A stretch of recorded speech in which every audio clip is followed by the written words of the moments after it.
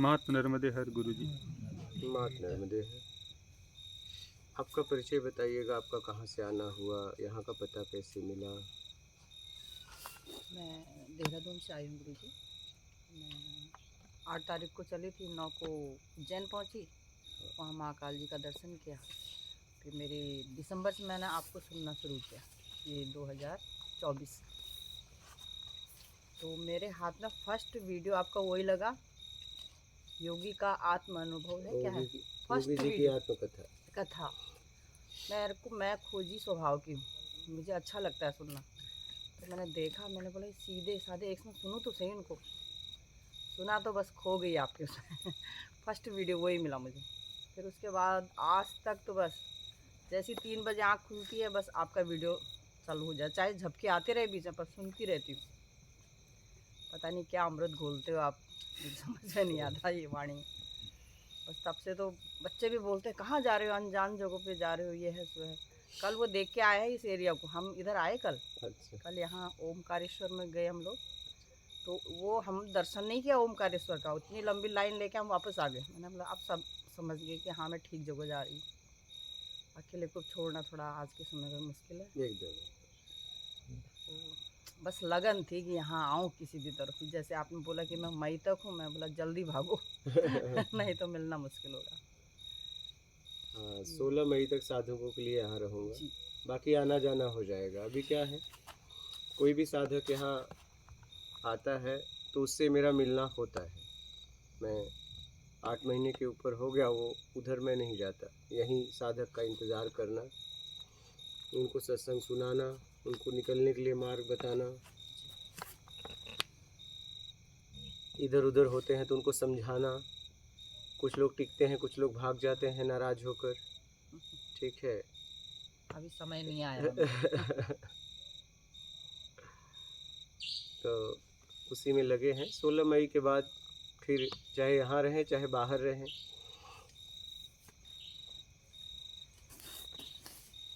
हाँ, यहाँ पे आके साधक अपनों की कुटिया में साधना कर सकते हैं, यहाँ के सिस्टम में रह के साधना कर सकते हैं।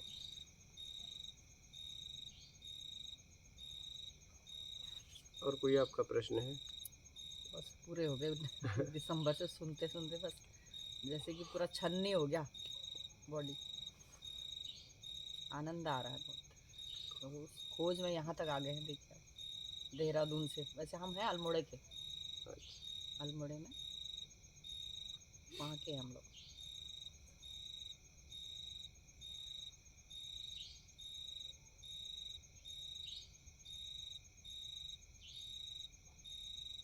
हमारा तो भाव बस इतना है कि जितने लोग निकलना चाहते हैं वो निकल जाए। इस लाइन में गुरुजी मैं 2003 से जुड़ी हूँ। अच्छा। पहले दीक्षा लिया था गुरुजी से, मंत्र का दान लिया। अच्छा। फिर उन्होंने भक्ति सिखाई, भक्ति मार्ग में थे। फिर उसके बाद विपश्यना में गए हम लोग, धर्म का दान लिया। फिर वो चीज़ नहीं हो रहा था, जब फिर ये थोड़ा सा मिल गया दिसंबर में, फिर तो सोचते हैं कि अब तो अंत ही आ गया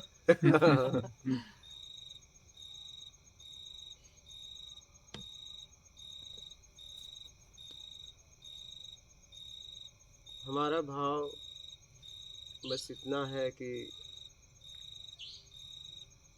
जो लोग इस संसार में अपने आप से परमात्मा से मिलना चाहते हैं वो मिले।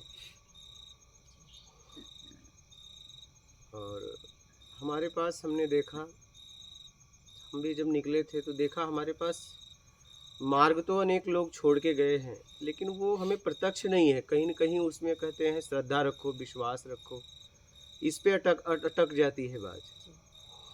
और जब मार्ग में प्रत्यक्ष नहीं है और संशय है कि होगा नहीं होगा, तो हमारा आत्मविश्वास, कॉन्फिडेंस उस लेवल पे हो के हम चल नहीं पाते। और पक्का है कि नहीं, हम पक्का अगर हो जाए जीवन में कि नहीं इस मार्ग से हम पहुँचेंगे पक्का, तो फिर वो चलने लगता है, जिज्ञासु चलने लगता है। गुरु जी जिज्ञासु तो ठीक है, पर हम लोग चलते हैं, थोड़ा चढ़ते हैं, फिर गिर जाते हैं धड़ाम से। ये पता नहीं क्या होता है, काम क्रोध लोभ मोह सब घेर देता है, फिर वहीं आ जाते हैं। हमें घेरता कुछ नहीं है, हम महत्व दे देते हैं उसको, क्योंकि जिसके लिए हम आगे बढ़ रहे हैं उसका अभी प्रत्यक्ष नहीं हुआ है, अभी संशय है वो है या नहीं। और ये प्रत्यक्ष है, ये प्रत्यक्ष है, इसका रिजल्ट तुरंत है। क्योंकि अंतरात्मा प्रत्यक्ष मांग रही है, वो चीज़ मिल नहीं रहा था उसको, मुझे तो ऐसा लग रहा है। तो अप्रत्यक्ष छोड़े तो ना, हाँ। वो जिसे प्रत्यक्ष मान रही है वो भी तो नहीं रहेगा, वो नहीं था है और नहीं रहेगा। ठीक है, हम उसके चक्कर में पड़ गए। जब हम ये छोड़े तो ना पूरी तरह, इसी को छोड़ नहीं पाते हैं, इसी को छोड़ नहीं पाते हैं।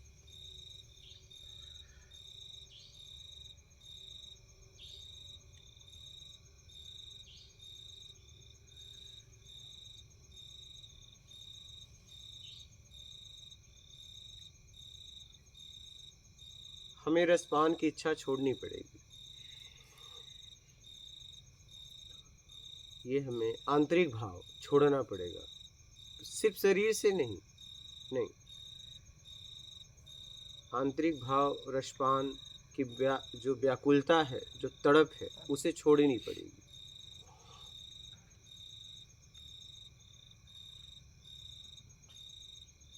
शब्दों का रसपान, रूप का रसपान, सुगंध दुर्गंध का रसपान, स्वाद का रसपान, स्पर्श का रसपान, हम रसपान कर रहे हैं, ये कहीं न कहीं हमें छोड़ना पड़ेगा।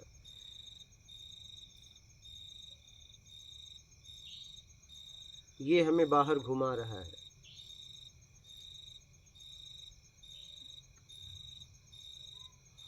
हमें सिर्फ अपनी ज़रूरत में जीना पड़ेगा, निकलना है तो सिर्फ अपनी ज़रूरत में।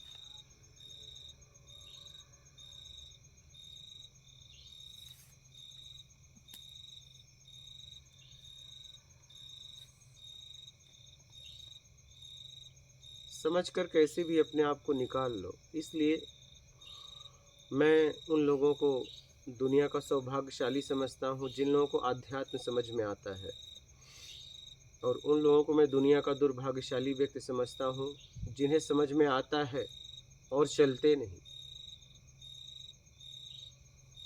क्योंकि बहुत ऐसे में अबोध, मंदबुद्धि, पागल, अध्यात्म का उनको समझ ही नहीं है। क्या? उनका बस एक ही काम है, खाना, भोग भोजन। उनकी गलती नहीं है, उनके पास समझ नहीं।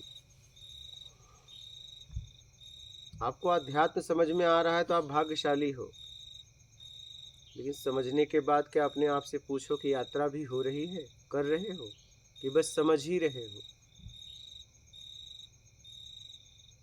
जब संसार में उतरते हैं तो सब दिखता है कहाँ तक हो रहा है। जब क्रोध एकदम से होता पता ही नहीं चलता कि कब क्रोध आ गया। क्रोध तो तभी आता है जब हमारे तरीके से सामने वाला बर्ताव नहीं करता है। हमने अपने तरीके का चुनाव कर दिया है, उस तरीके में हमने अपने आप को बांध दिया है कि आपको मेरे तरीके से चलना पड़ेगा, और जब वो नहीं चलता है तो हमें क्रोध आता है। तो हम अगर ताकतवर हैं तो प्रहार करते हैं, कमज़ोर हैं तो प्लानिंग करते हैं। क्या?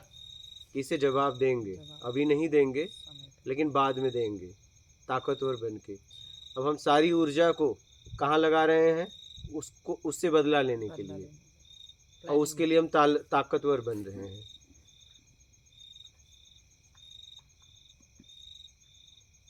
बहुत समझदारी से, बारीकी से अपने आप को निकालना है।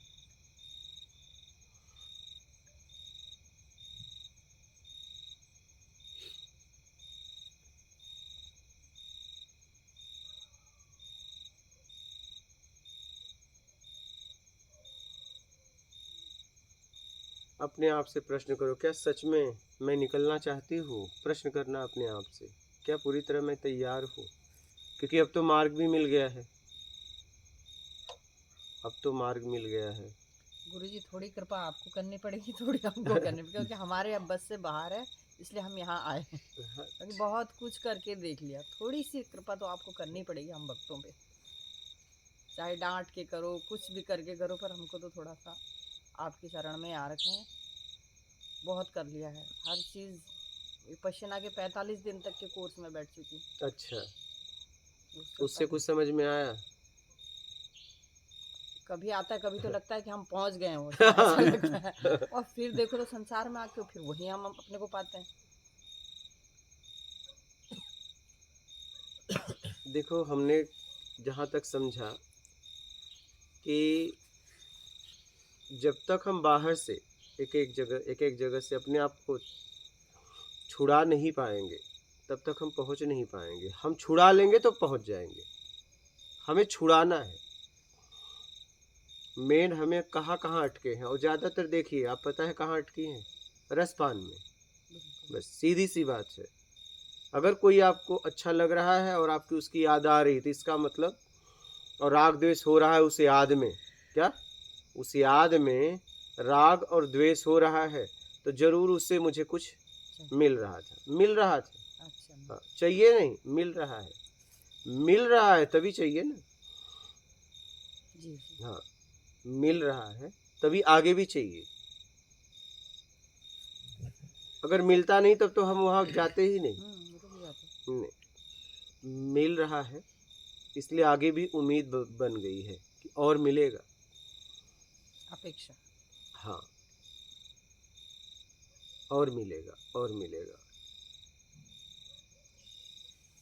या और मिलेगा, कैसे छूटेगा गुरु जी? बस देखिए कि और लेके क्या कर रही हो। इतने सालों से तो रसपान हो रहा है, क्या हो रहा है हमारा, बताइए। आखिर एक सुख कौन ले रहा है? इस सुख के लिए कौन व्याकुल है? इस मात्र क्षणिक सुख के लिए कौन व्याकुल है?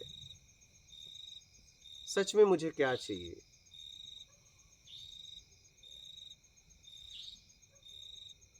तो वो संबंधों है, संबंधों के लिए वो रसपान है।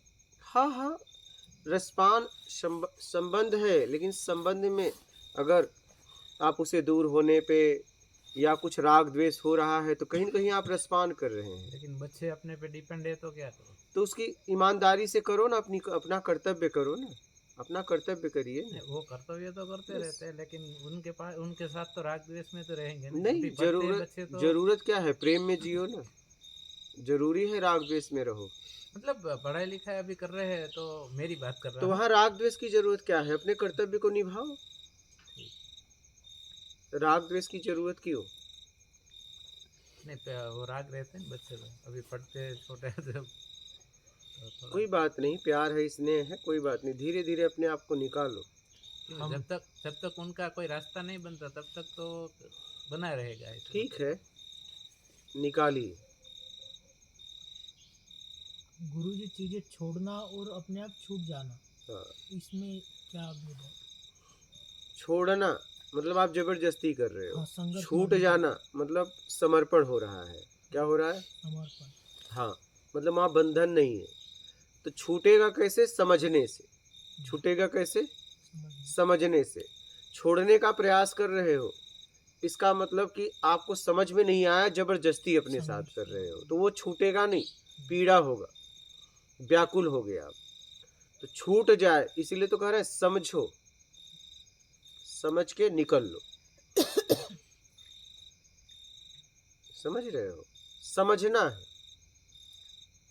समझोगे निकल जाओगे, छूट जाएगा। और समझोगे नहीं। और समझने के लिए अनुभव, अनुभव से समझे, कैसे समझे? अनुभव के लिए कुछ करना पड़ेगा, कुछ करोगे तभी अनुभव होगा। जैसे आप रास्ते में जा रहे हो, किसी से मार्ग पूछे, उसने बताया, वो भाषा समझ में आएगी तभी आगे जा पाओगे। उसकी भाषा नहीं समझ में आएगी, वो सही भी बता रहा है तो भी नहीं जा पाओगे। क्या बात हमें समझ में आना चाहिए। तभी छूटेगा फिर कोई। हाँ, बात हमें समझ में आना चाहिए। मान लीजिए वो मार्ग आपको बता दिया और आपको भाषा ही नहीं समझ में आती, तो आप आगे जा पाओगे? बोलिए। इधर नहीं, उधर, उधर कहाँ गए थे? हाँ तो जाओ उधर, ये पीने का पानी है, इतना हमें बताना पड़ेगा? इतना ज्ञान तो आप लोगों को होना चाहिए कि पीने वाले पानी पे बाथरूम करके हाथ हाथ पांव थोड़ी धोते हैं। हमें तो यहाँ लगता है निप्पल पैड रखना पड़ेगा। हाँ, इतना तो हमें ज्ञान होना चाहिए बेसिक। वो मटका का पानी है, वहां पे बाथरूम करके हाथ पांव धोया जाता है। इतना जानकारी हमें होना चाहिए। इंसान शरीर में पशुओं में बस इतना फर्क है, वो जहाँ खाते हैं पशु वहीं मल मूत्र का त्याग करते हैं, सब करते हैं, और इंसान व्यवस्था में जीता है। मल अलग अलग जगह करता है, भोजन अलग जगह करता है, सोता अलग जगह है, उसके नियम है, संयम है। और इतना अगर कोई और बताए तो फिर आपने जीवन में क्या सीखा? गुरुजी मुझे तो जानवर श्रेष्ठ लगता है इंसान से। जानवर, अब यहाँ पे समझिएगा, जानवर न तो अच्छा है न बुरा है, सिर्फ वो जानवर है, ठीक है।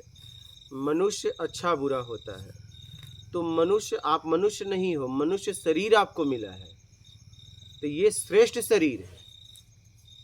ये शरीर के द्वारा उस परम सत्ता से आपका मिलना हो सकता है अगर आप चाहो तो, क्योंकि इसमें हर शरीर में भोग और भोजन है, इसमें भोग भोजन योग है। तो ये शरीर श्रेष्ठ है, आप श्रेष्ठ नहीं। अब आपका कर्म कैसा है देख लो। अगर सात्विक कर्म है तब तो श्रेष्ठ हो, तामसी राजसी है तब तो आप गिर रहे हो समाज में, समझ रहे हो? तो आप एक तरफ देवता बनना चाहते हो या तो राक्षस बनना चाहते हो, दो में से एक।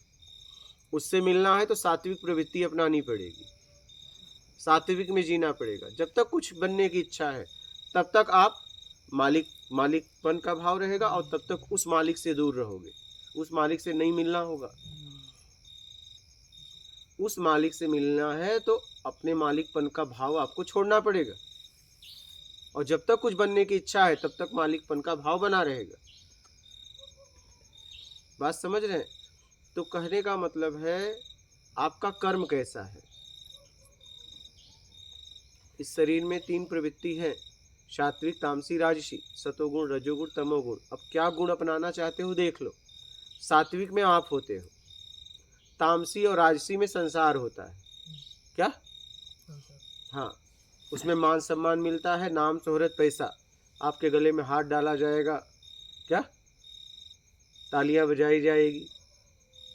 अब देखो आपको क्या चाहिए, हाथ डलवाना है, तालियां बजवाना है कि निकलना है?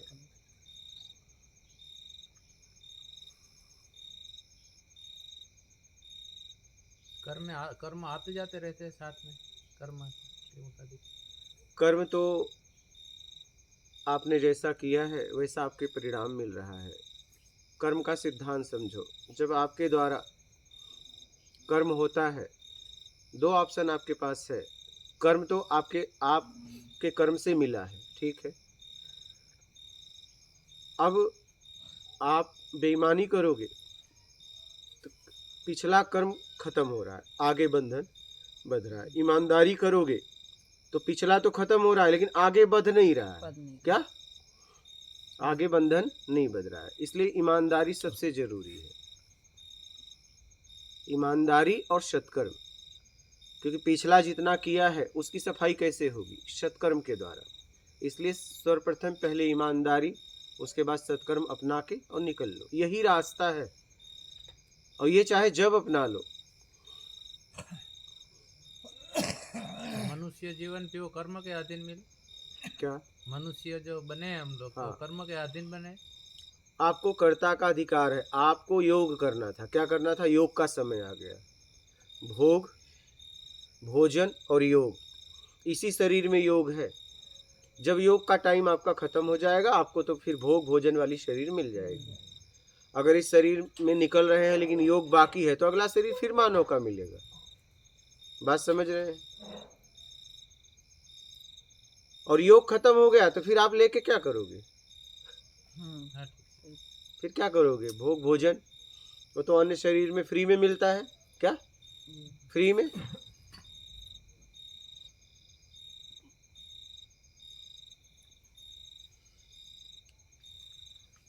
फ्री में मिलता है।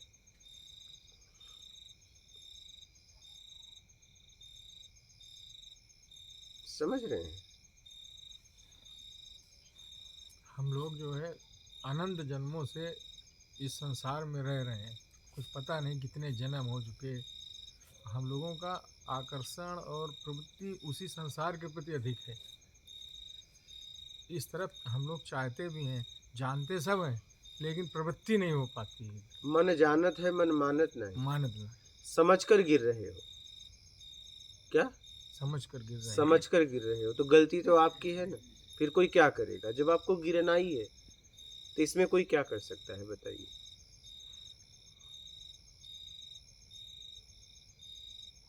तो मन जानत है मानत, तो उसके बारे में जरा समझे। मतलब आप जानते सब हो लेकिन मानने को तैयार नहीं है, सब आपको पता है। क्योंकि मन तो इंद्रिय, आपने बताएगा मन तो इंद्रियों पे आती है। हाँ, राजा है इंद्रियों का। मन के द्वारा ही हम इंगित करते हैं ना, हाँ। क्या जानना है क्या नहीं। तो जो ये भूत- कहावत है, स्टोरेज पड़ा है अपने हमारे पास। पूर्वजों का एक कहावत है, मन जानत है मन मानत हाँ, नहीं। वो तो ठीक है। ठीक है, तो मन के पीछे आप ही हो ना, मन के द्वारा आप ही वो इंगित करता है ना, वो आपको इंगित करता है।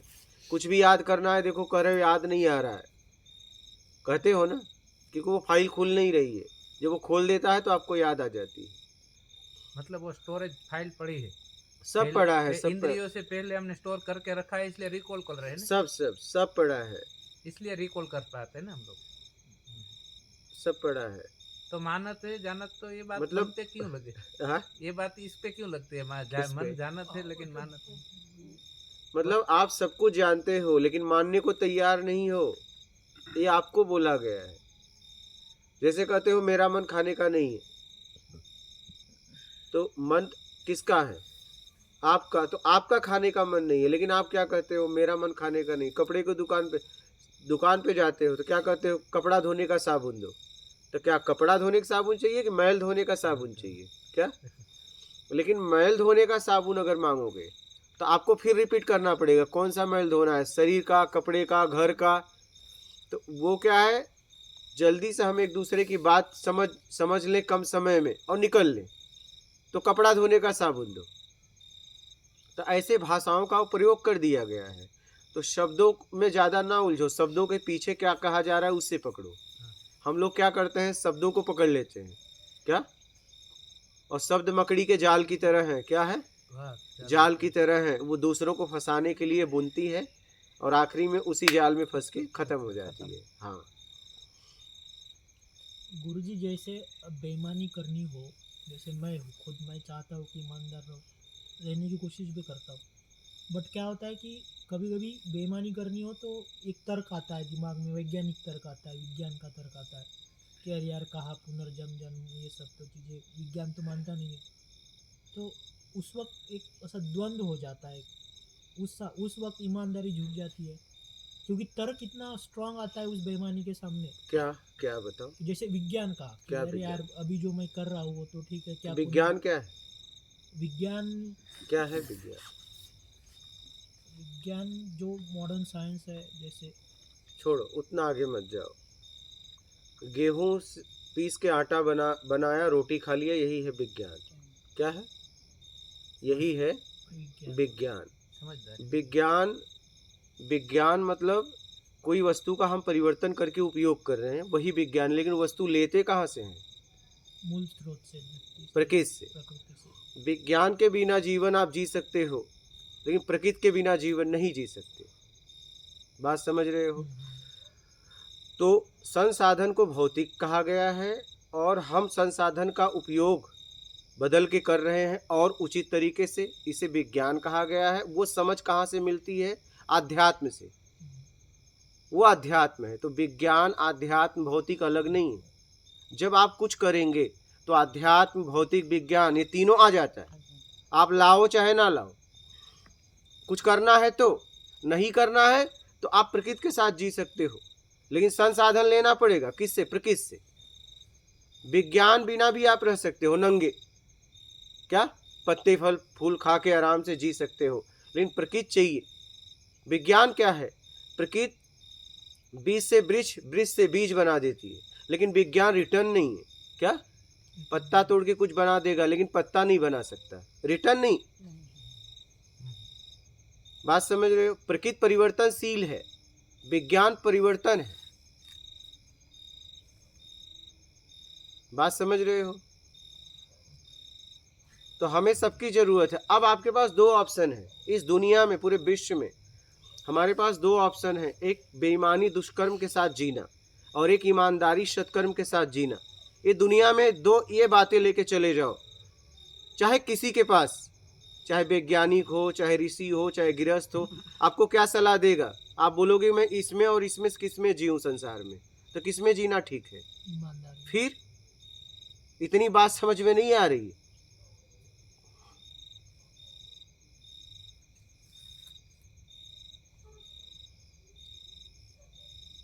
ईमानदारी सत्कर्म कोई भी बताएगा, विश्व में कहीं भी चले जाओ। तो इसलिए ईमानदारी सत्कर्म अपनाकर निकल लो, सीधी सी बात है, साफ सुथरी। और नहीं तो पड़े रहो चक्कर में, अनेक लोग आपको चक्कर में देते रहेंगे। समझ गए?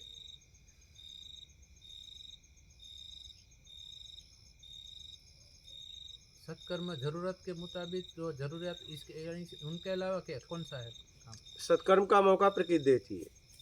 सत्कर्म आप प्लानिंग से नहीं कर सकते। मतलब ठीक है। चींटी को आटा डाले, ये पक्षी को हाँ, अगर दाना- पक्षी आपने वो तो- पाला नहीं है, डालोगे तो ठीक है, सत्कर्म है। तो प्लानिंग तो है ना सर? नहीं, कौन सा आके खाएगा आपको नहीं पता है क्या? आपको पता है किसको मैं खिलाने जा रहा हूँ पहले से। गाय को चारा खिलाए वो भी तो पता नहीं कौन गाय है, गाय पक्का पता है कि मेरी गाय है, तब वो सत्कर्म नहीं है। अच्छा। ले गए चारा, लेके निकल गए, पता नहीं कौन मिलेगा, वो सत्कर्म है। और पता चला कि नहीं आप प्लानिंग से पूरा खिला रहे हो, तो सेवा है। अपने के साथ जुड़ाव में नहीं है इसलिए सेवा। हाँ, वही सत्कर्म है। आप बना के भोजन निकल लिए और कहे चलो रोड पे चलूंगा, जो मिलेगा उसको दे दूंगा, तो वो करे वो सही सत्कर्म है। है। वो सत्कर्म करे वो सही है ना? तो वही तो निकालेगा अपने को, वहीं से तो ऊर्जा मिलेगी। बहुत लोग बताते हैं कि जो हम लोग उस पे अपना चढ़ाते हैं, नहीं, इस बार हम दे नहीं, रहे हैं तो अगले दिन वो नहीं, ऐसा कुछ नहीं। उचित करते हुए निकल लो, सत्कर्म करते हुए निकल लो। यही दो ही रास्ता है ना, तीसरा रास्ता है क्या आप लोगों के पास? किसी के पास तीसरा रास्ता है जीने का? दो रास्ते हैं हमारे पास, एक बेईमानी दुष्कर्म के साथ जीना, एक ईमानदारी सत्कर्म के साथ जीना। तीसरा रास्ता नहीं है, चाहे दुनिया में कोई भी हो। यही दो रास्ते हैं जीने के लिए। अब दो में से देखो आपको कौन सा चुनाव करना है, आपके हाथ में है। ये फैसला आप कर सकते हैं।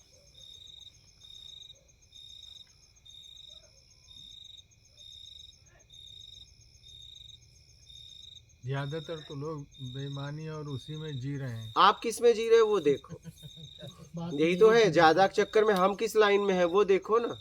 आपको अपना कल्याण करना है कि लोगों का?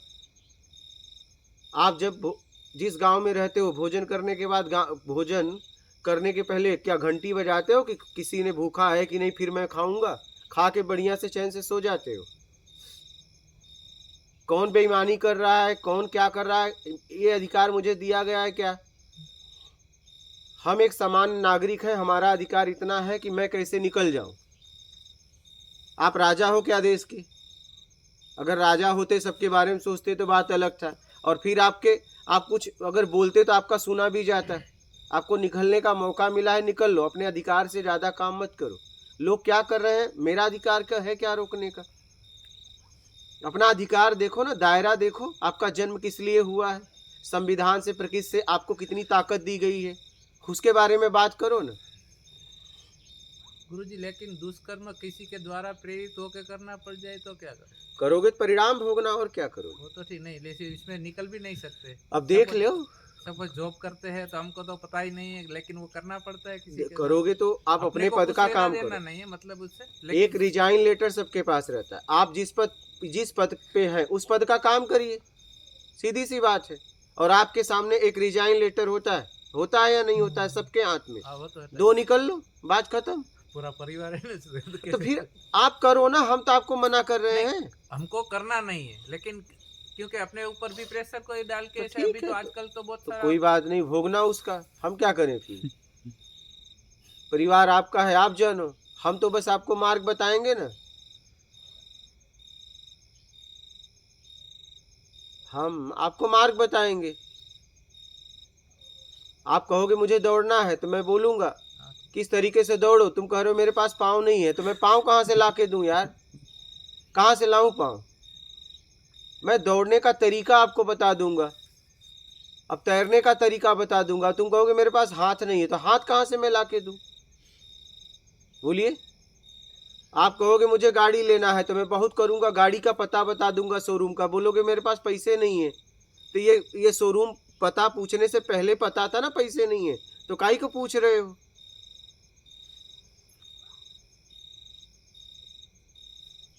बोलिए, जब जाना ही नहीं तो पता क्यों पूछ रहे हो। व्यक्ति आपको पता बताएगा ना, कोई भी व्यक्ति आपको पता बताएगा। आप कहोगे भैया हमें यहाँ से यहाँ तक जाना है, और वो भी बता रहे हो फ्लाइट से जाना है, तो उसने कहा भैया यहाँ एयरपोर्ट है वहाँ चले जाना, लेकिन भैया हमारे पास भाड़ा नहीं है, वो दे दो। कहाँ से देगा वो। ये पूछने के पहले बोल देते मेरे पास भाड़ा है, काहे को उसका समय बर्बाद कर रहे हो।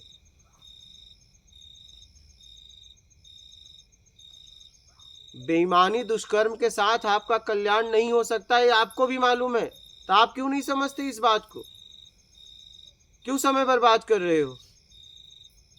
ईमानदारी सत्कर्म अपना के ही आपका आत्मिक कल्याण होगा, ये आपको पता है।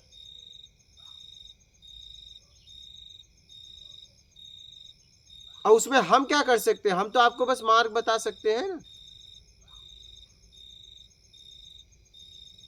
हम तो आपको मार्ग बता सकते हैं, हम क्या कर सकते हैं।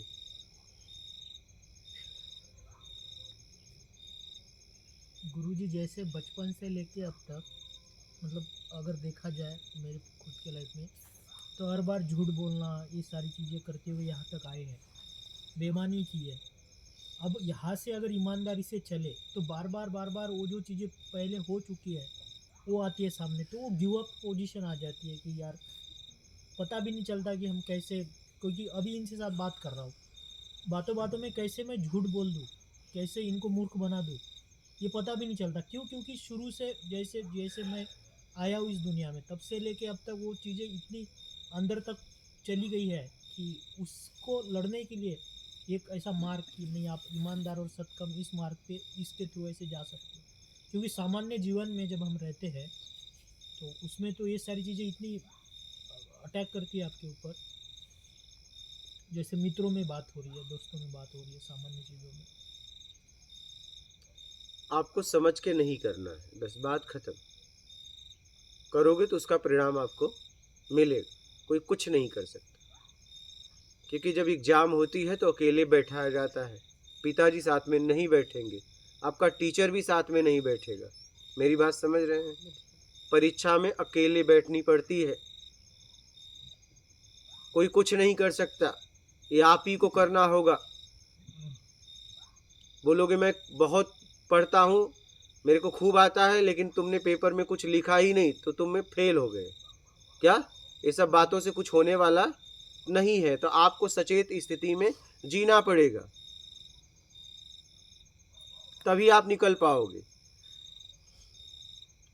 पिताजी की स्कूल है तो भी वो पास नहीं कर सकते, बात समझ रहे हो। आपको लिखना पड़ेगा, और आप बोलो कि नहीं मुझे आता खूब है लेकिन मैं लिख नहीं पाता हूँ, जब मेरे पास पेपर आता है लिखने को तो मैं लिख नहीं पाता हूँ, तो ठीक है, तो समझ लेना कि तुम फेल हो पक्का, कोई पास भी नहीं कर सकता। और जरा सा इधर उधर किया तो स्कूल भी बंद हो जाएगी, तो इस बात को समझ लो। तो आप लोगों के सिस्टम में बेईमानी है, यहाँ प्रकृति में नहीं है, यहाँ नहीं चलती है। आप बात समझ रहे हैं। तो इस बात को अच्छे से समझ लो और अपने आप को निकाल लो। गलती अब मत करो, मत करो, मत करो। बहुत हो गया सॉरी, बहुत हो गया माफ़ी, अब मत करो गलती। पक्का कर लो कि अब ऐसे जीऊंगा, गलती नहीं होगी। करने से पहले परिणाम का पता लगाऊंगा, क्या होगा तब करूंगा।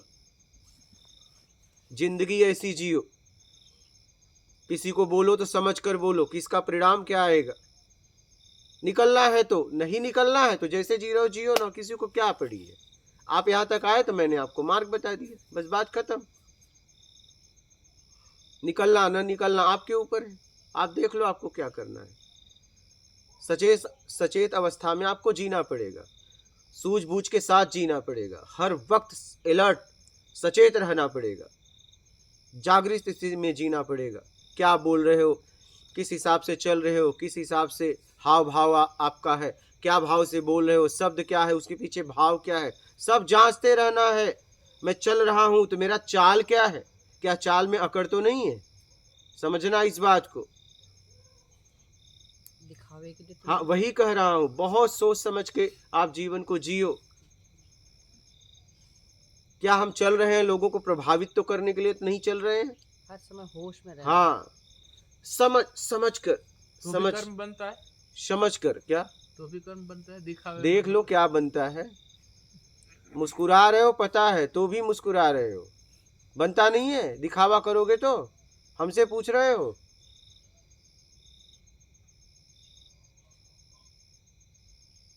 पता भी है और पूछ रहे हो, क्या हम इस टाइम मार देंगे नहीं बनता तो नहीं बनेगा। हमारे कहने से क्या होगा, हमारे कहने से क्या होगा। बहुत बारीकी से जियो, निकलना है तो, नहीं निकलना है तो जैसे चल रहा है चलेगा, क्या फर्क पड़ता है। हाँ इतने साल बीत गए और बीत जाएंगे।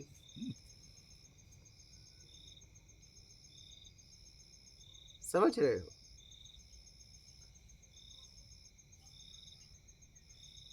गुरु जी, क्या ध्यान से साक्षी भाव में जिया जा सकता है। अपने आप को देखना साक्षी भाव ही, तो ध्यान से अपने आप को देखने की क्या जरूरत पड़ रही है बताओ। गुरु जी अपने आप में होने एक का मिनट बेटा, अनुभव, इनका हो जाए, रुक, वही नहीं लय टूट जाता है, पहले इनका तो बोलने दे। ध्यान, ध्यान की जरूरत कब पड़ती है, जब आपको कुछ चाहिए। कुछ नहीं चाहिए तो ध्यान से भी मतलब नहीं। क्या मुझे ध्यान से भी मुक्त होना है, क्या हमें ध्यान से भी मुक्त होना है। अपने आप में हो पाएंगे तब, जब ध्यान से मुक्त होंगे तब, और अपने आप में जब होंगे तब परम ध्यान घटित होगा। तो हमें ध्यान से भी मुक्त होना है। ध्यान हमारा कहाँ जा रहा है, हमें चाहिए तो हमें ध्यान कर कर, ध्यान से खेलना, ध्यान से पढ़ना, हर वक्त तो हमें ध्यान ही दिया गया। ध्यान भी क्या सीखने की जरूरत है, क्या समझना है, गलती नहीं करना है। अब हमें क्या हुआ, घर वालों ने कहा ध्यान से पढ़ना, ध्यान से खेलना, लेकिन जब हम कर्म करने के लिए तैयार हुए ना, तो वहां हमें नहीं सचेत किया गया कि ध्यान से काम करना, ईमानदारी सत्कर्म करना बेटा, बेईमानी मत करना, दुष्कर्म मत करना। वहां हमें लोगों ने नहीं सिखाया, बस पैसे कमाना, क्या कैसे भी पैसे कमा के लाना, कुछ भी हो, और बड़ा बनने का 20 एक डाल दिया अंदर, क्या एकदम गले लगाकर बेटा सबसे बड़ा बनना है। ये सबसे बड़ा बनना हमें इतना गिरा दिया कि आज हम अपने आप को ढूंढ रहे हैं, मैं कहाँ हूं। तो ध्यान को पहले पूरी तरह समझिए। आज हमारे माइंड में फिक्स कर दिया गया, क्या पता है, ध्यान करना है, ध्यान करना है। नहीं, ध्यान से मुक्त होना है, अपने आप में होना है। ध्यान हर वक्त अपने आप घटित होता है, न करने में आना है, ध्यान नहीं करना है, समझना है। जब आप कुछ करते हो तो ध्यान आ जाता है, और फिर ध्यान से करना है, कोई गलती ना हो जाए। ध्यान अपने आप है, आप परेशान मत करो अपने आप को। आपने अपने आप को परेशान कर दिया है। ध्यान भी आप अपने तरीके से घटाना चाहते हो, गड़बड़ी ये है, आपको समझना है।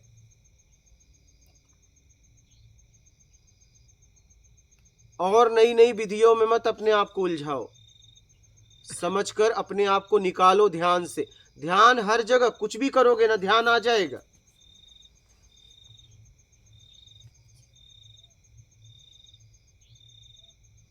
और ध्यान से भी मुक्त होना है। कैसे? ध्यान से काम कर कर क्या निकालना। जब इस ध्यान से मुक्त हो गए तो अपने आप में हो जाएंगे आप। फिर परम ध्यान घटित होगा। इसे बहुत गहराई से समझो। हमारी आदत हो गई है, इतना फिक्स कर दिया गया है ना, ध्यान ध्यान ध्यान, इतना फिक्स कर दिया गया है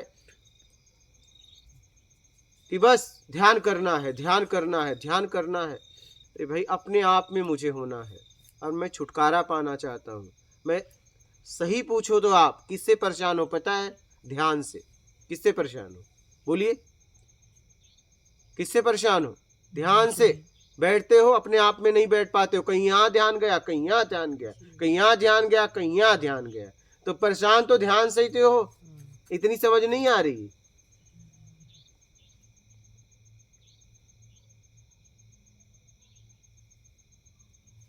लेकिन ध्यान क्यों वहां जा रहा है? क्योंकि आपको कुछ रसपान करना है। वो रसपान की इच्छा छोड़ दो, ध्यान वहां नहीं जाएगा आपका। तो समझकर ध्यान से वहां से अपने आप को छुड़ा लो।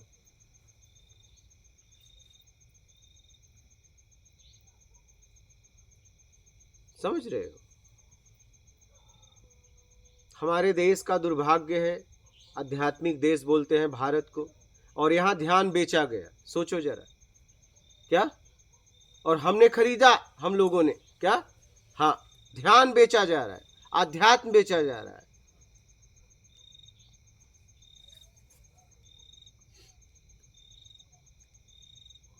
इसीलिए उलझन में पड़ गए। आज केंद्र खुल गए हैं, क्या? फीस देकर ध्यान सिखा रहे हैं। बताओ,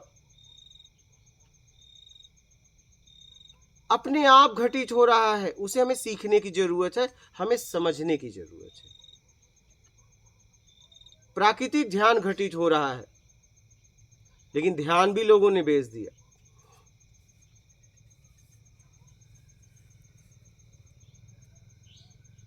आज बाजार बन गया है, क्या? बाजार बना दिया अध्यात्म को। हमें तो अफसोस होता है, आप लोगों को हो या ना हो मुझे कोई फर्क नहीं पड़ता, लेकिन मुझे होता है।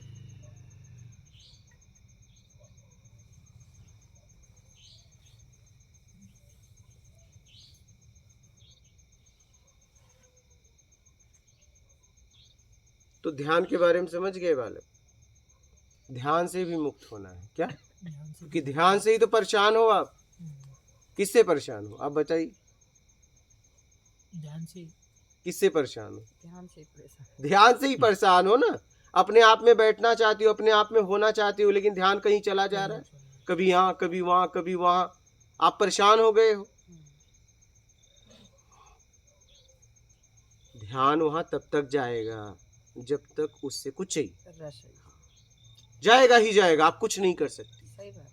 कुछ नहीं कर सकती। इसलिए बारीकी से समझो और वहां से कैसे अपने आप को छुड़ा लो, उसके लिए काम करो।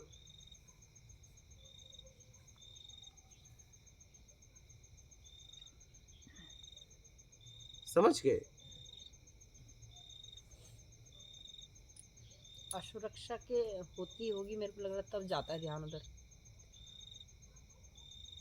देखिए, असुरक्षा की अगर कुछ होती है तो हमें डर होता है। क्या होता है? डर आता है। ये छूट ना जाए, कुछ इस टाइप का। हाँ, वही, वो तो डर होता है, वो डर होता है। लेकिन हम बैठे हैं आराम से, लेकिन मेरा ध्यान कहीं किसी में चला गया। तो क्यों गया? क्योंकि उस शरीर से मुझे कुछ चाहिए। या तो ध्यान भोजन में गया, देखो कहाँ कहाँ जाता है समझना। भोजन में जाता है या तो किसी के शरीर में जाता है। ठीक है, हो सकता है उसकी आवाज़ अच्छी लगती हो सकता है उसका रूप अच्छा लगता हो सकता है उस सुगंध दुर्गंध अच्छा लगता हो, स्वाद अच्छा लगता हो, या तो स्पर्श अच्छा लगता हो। 5 इंद्रियों द्वारा कहीं न कहीं उससे कुछ मिल रहा है।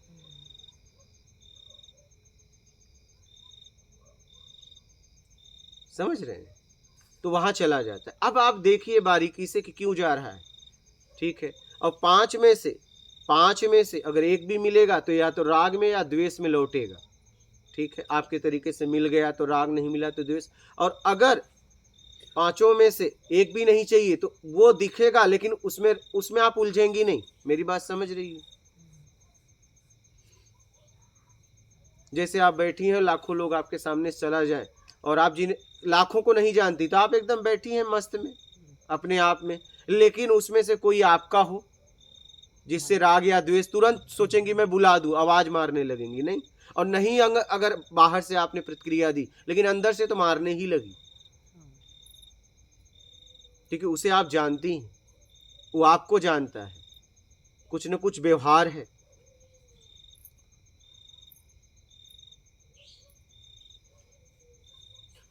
देखो, ट्रेन में हम सफर करते हैं, बस में सफर करते हैं, जिससे बातचीत हो जाती है, उतरते वक्त उससे हाय हेलो करते हैं, लेकिन और भी ट्रेन में थे, लेकिन उन बातों के द्वारा कुछ हमें रस मिला। क्या मिला? रस मिला, इसलिए हम जाते जाते उन्हें हाय हेलो कर दिए। क्या? बाकी तो और भी थे, सबको क्यों नहीं कह रहे हैं? बहुत बारीकी से समझ कर सूझबूझ के साथ अपने आप को निकालना है। ध्यान से मुक्त होना है। क्या? हाँ, ध्यान करके ध्यान से मुक्त होना है। क्या? ध्यान करके ध्यान से मुक्त होना है। अब ध्यान कैसे करना है? जब भी आप कुछ काम करें तो ध्यान से करें, कोई गलती ना हो। क्या? बस, मतलब आपको कर्म पे ध्यान देना है कि मैं किस हिसाब से बातचीत कर रहा हूं। बस देखिए, आप अपने आप में होने लगेंगे होश में रहे एकदम। और हर वक्त होश की बात अगर करेंगे तो सबसे ज्यादा आप होश बेईमानी में रहती हैं। होश में नहीं, समझ में। होश में नहीं, समझ में। होश में आप सबसे ज्यादा बेईमानी में रहती हैं। बात समझ रहे? सबसे ज्यादा अगर व्यक्ति सचेत होता है तो चोरी में, बेईमानी में। धन्यवाद। होश में नहीं रहना है, समझ में रहना है। क्या उचित है, क्या अनुचित, इसका परिणाम क्या होगा, समझ में जीना है, होश में नहीं। होश में जीने की जरूरत नहीं है।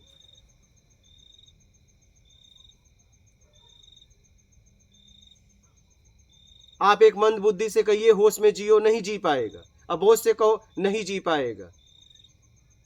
समझ है तो होश अपने आप है, होश लानी नहीं है। मेरी बात समझ पा रही हैं? आपके पास समझ है तो होश है, समझ लाइए।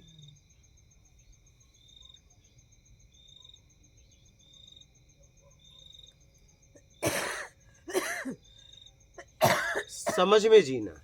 किसमें? समझ में जीना है। गुरुजी, ध्यान में जब विचार आता तो अब मैं इतना समझी हूँ आपका सत्संग सुनने के बाद, यदि हम ध्यान में रहेंगे तो हमको विचार भी नहीं आएंगे। फिर यदि हम जिस चीज़ के लिए ध्यान कर रहे हैं, कोई भी चीज़ कर रहे हैं तो ध्यान से कर रहे हैं, तो दूसरा विचार तो आएगा ही नहीं। वो आएगा जाएगा, हमसे मतलब नहीं। उसमें हम मतलब लिप्त नहीं हो पाएंगे, लिप्त नहीं हो पाएंगे। अभी हम लोग क्या करते हैं, 2-2 3-3 घंटा बैठ जाते हैं, पर विचारों में बैठते हैं, पूरे विचार ही सब आते हैं। मैं आपको बताऊं, आप बैठ गए, अब क्या करो? अच्छा, बैठ के क्या करोगे? या कोई विधि अपनाओगे? लेकिन आप बताइए, ताला जिस चाबी से बंद होती है उसी से खुलती है, सीधी है। हम लोग कहाँ फंसे हैं? कर्म करके।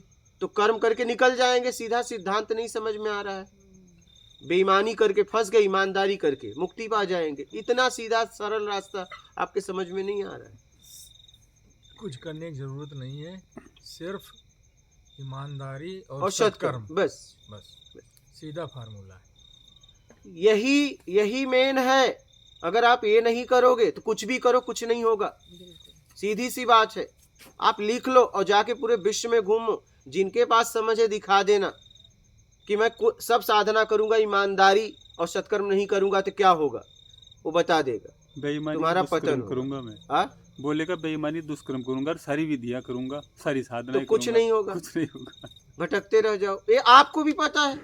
आप लिख के कहाँ ले जा रहे हो? एक बार आप ही पढ़ लो। बिल्कुल। इतनी सीधी सीधी बात समझ में आ जानी चाहिए। बोलो बालक, ध्यान के बारे में अगर कुछ और समझना है। ईमानदारी और सत्कर्म। ईमानदारी, सत्कर्म, और जब भी आपके द्वारा काम हो रहा है तो सूझबूझ के साथ करना, के साथ उचित करना, अनुचित ना करना। बस यही है साधना, यही इतना है साधना। ये साधना आपको आपसे मिला देगा और आप अपने आप को ब्रह्म से मिला दोगे। बस इतनी सी बात है। जो लोग कहते हैं कि इतने माला जपो, अब ये देखो, करो, वो करो, ये करो, भक्ति करो, भागवत कथा सुनो, ये करो, दुनिया का। अब देख लो आपको क्या करनी है। जितना मुझे समझ में आया मैंने आपके लिए बता दिया। अब आपके पास उनका भी है और ये भी है, ये भी ठीक है। जिसका आपको समझ में आया उसका अपना के, मेरा बस इतना कहना है, निकल लो। क्या, चाहे जैसे भी चाहे जैसे भी।